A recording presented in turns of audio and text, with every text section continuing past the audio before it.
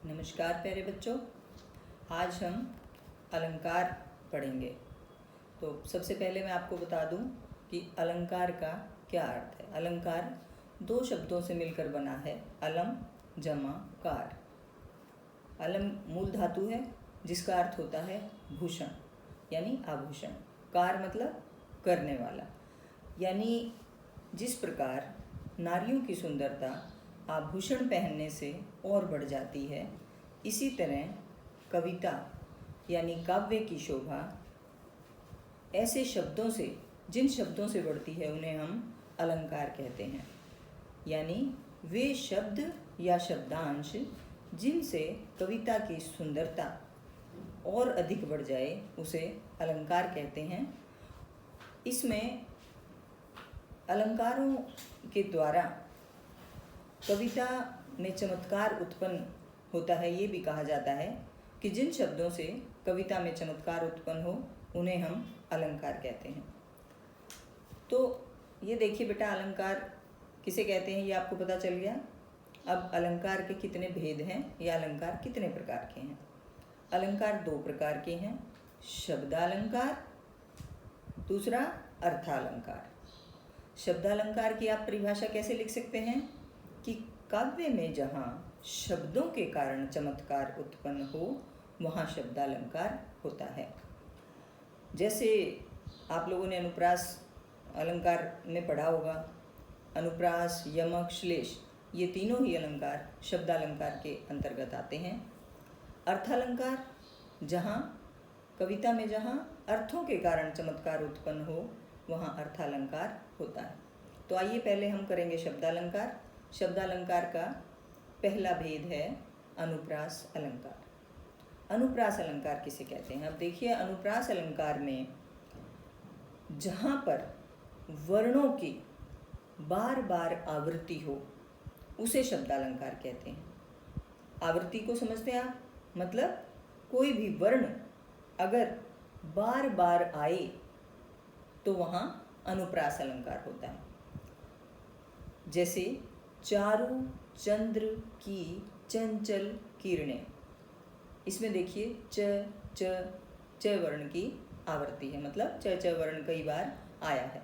बहुत आसान है, आप इसे तुरंत पहचान लेंगे। जहाँ भी काव्य या कविता की पंक्ति में किसी भी वर्ण की बार बार आवृत्ति हो तो वहाँ क्या होता है, अनुप्रास अलंकार होता है। समझ में आ गया। अब हम दूसरा अलंकार करेंगे, यमक अलंकार। यमक अलंकार में क्या होता है, ये भी इसी की तरह है। अनुप्रास में क्या हो रहा था, वर्णों की आवृत्ति हो रही थी, और यहाँ पर क्या होगा बेटा, यहाँ पर होगी शब्द की आवृत्ति। मतलब शब्द दो या दो से अधिक बार आएगा लेकिन अर्थ अलग अलग देगा। बात समझ रहे हैं। यहाँ पर क्या होगा, कविता में जहाँ कोई भी शब्द दो या दो से अधिक बार आए और अर्थ अलग अलग दे, वहाँ अर्थ क्या होता है, यमक अलंकार होता है। अब देखिए, जैसे माला फेरत युग गया, गया न मन का फेर, कर का मन का डारी दे, मन का फेर। अब यहाँ देखिए, ये मन का शब्द है जो ये दो तीन बार प्रयोग हुआ है। मैं दोबारा बोलती हूँ, माला फेरत युग गया, गया न मन का फेर, कर का मन का डारी दे, मन का फेर। इसमें देखिए क्या कहा, मन का फेर में, इसमें ये कबीरदास जी का दोहा है और इसमें कबीरदास जी कह रहे हैं कि हे मनुष्य, माला को फेरते फेरते तो युग बीत चुके हैं, लेकिन किसी के मन का फेर यानी किसी के मन के अंदर क्या चीज़ चल रही है, वो क्या चाहता है, उसका छल कपट आज तक नहीं गया। तो तू इस कर का मन का, कर मतलब जो हाथ में तू लेकर ये मोतियों की माला फिरा रहा है, इसको डारी दे, डाल दे, मन का फेर।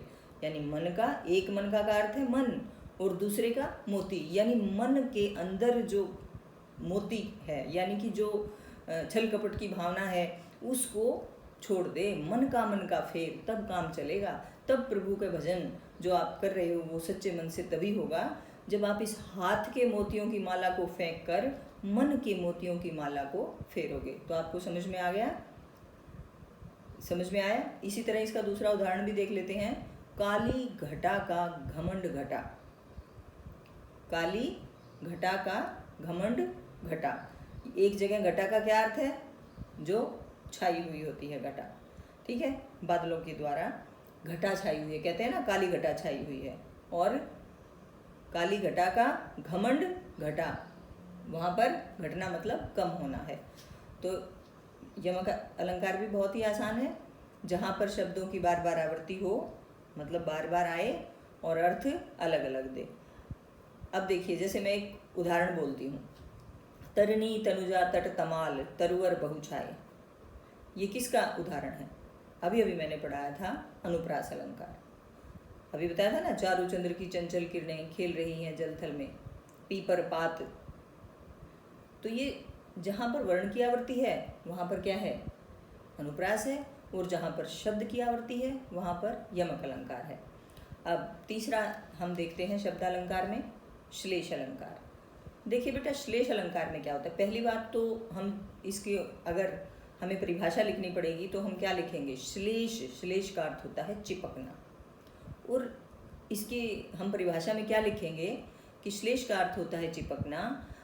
और कविता में जहाँ पर किसी एक शब्द में कई अर्थ चिपके हों, क्या हो? कई अर्थ चिपके हों, वहाँ क्या होता है? श्लेष अलंकार होता है। अब इसमें देखिए, एक शब्द कई अर्थों के साथ, कई शब्दों के साथ मिलकर अलग अलग अर्थ देगा। रहीमन पानी राखिए, बिन पानी सब सून, और पानी गए न उबरे, मोती मानुष चून। अब देखिए, रहीमदास जी का दोहा है। रहीमदास जी कहते हैं कि रहीमन पानी राखिए, कि हे मतलब जगत के लोगों पानी रखो, क्योंकि पानी के जाने से तीन चीज़ें कभी नहीं उभरती। क्या क्या नहीं उभरती? देखिए, पानी गए न उबरे, पानी के जाने से नहीं उभरती, यानी बच नहीं सकती। क्या चीज़ें? मोती। अब मोती में इस पानी का क्या अर्थ है? मोती में पानी का अर्थ है चमक। क्या अर्थ है? चमक। अगर मोती में से चमक चली जाती है तो मोती खराब हो जाता है, ठीक है। पानी गए न उबरे, मोती मानुष। मानुष के साथ यहाँ पानी का क्या अर्थ है?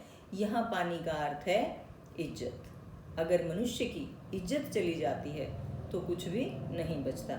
और चून, मोती मानुष चून। चून में से क्या है? चूना, जो जिससे हम सफ़ेदी वगैरह करते हैं।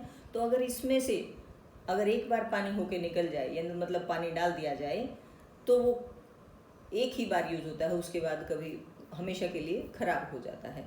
यानी मोती मानुष चून। समझ गए?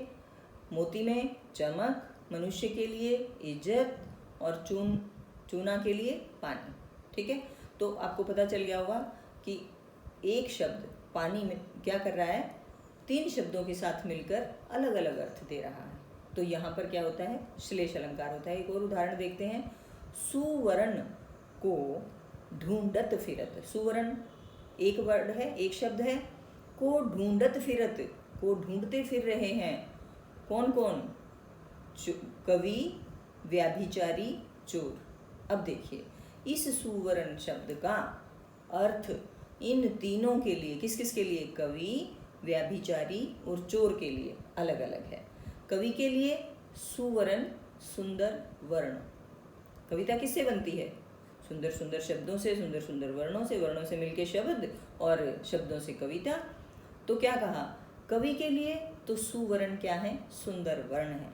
व्याभिचारी, व्याभिचारी बेटे बोलते हैं अय्याश लोगों को, जो सुंदर नारियों को खोजते रहते हैं। तो इसने क्या कहा कि व्याभिचारी किसको ढूंढ रहा है? सुंदर नारी को ढूंढ रहा है। और चोर, चोर के लिए सुवर्ण मतलब सुवर्णा, सुवर्णा सुंदर स्त्री। व्याभिचारी सुंदर स्त्री को ढूंढते घूम रहे हैं, और चोर सुवर्ण, सुवर्ण का अर्थ एक होता है सोना। तो क्या होगा? क्या कर रहा है चोर? सोने को ढूंढता घूम रहा है, जहां उसे मिलेगा चोरी कर लेगा। तो आप लोग देख पा रहे हैं कि इसमें तीन शब्दों में एक शब्द अलग अलग अर्थ दे रहा है। तो ऐसी जहाँ पर मिलेंगे हमें कविता में ऐसी पंक्तियाँ या ऐसे शब्द मिलेंगे, वहाँ क्या होता है, श्लेष अलंकार होता है। तो आप लोग आराम से इसको समझ भी गए होंगे और लिख भी सकते हैं कि कविता में जहाँ एक शब्द कई अर्थ दे या एक शब्द में कई अर्थ चिपके हों, वहाँ पर श्लेष अलंकार होता है। समझ में आ गया बेटा? हाँ, इसी में एक पुनरुक्ति प्रकाश अलंकार भी आता है आपका।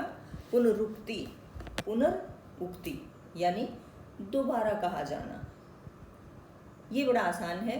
इसमें क्या दे देते हैं कि सिर्फ कविता की सुंदरता बढ़ाने के लिए किसी शब्द को 2 बार लगातार इस्तेमाल कर देते हैं और अर्थ भी वही दे। देखिए, अभी आपने जो पढ़ा था, यमक पढ़ा, उसमें तो अर्थ अलग अलग दे रहा था। श्लेष पढ़ा, उसमें आपने देखा कि एक शब्द में कई अर्थ चिपके हुए हैं। और पुनरुक्ति, पुनरुक्ति, मैंने बताया कि पुनर मतलब दोबारा, उक्ति माने कहना, कि 2 बार लगातार हम किसी शब्द का प्रयोग करते हैं, बार बार लगातार आ जाए और अर्थ भी वही हो, तो वहाँ पर क्या होता है, पुनरुक्ति प्रकाश अलंकार होता है। जैसे आपकी 10th क्लास की कविता भी आपको ध्यान होगी, तो उसमें भी है कि पुनि पुनि मोहे दिखाए कुठारू, है ना, राम लक्ष्मण परशुराम संवाद में पुनि पुनि बार बार मुझे कुलाड़ा दिखा रहे हो। डाली डाली लगी झूमने, पत्ता पत्ता इठलाया, तो डाली डाली मतलब पेड़ों की डालियाँ बड़ी खुश हो रखी हैं, बसंत का मौसम है, अच्छी हवा चल रही है, तो डाली डाली दोनों का ही अर्थ एक ही है कि पेड़ों की डालियाँ, पत्ता पत्ता। तो इस तरह जहाँ पर हमें शब्द मिलेंगे वो क्या होते हैं, पुनरुक्ति प्रकाश अलंकार।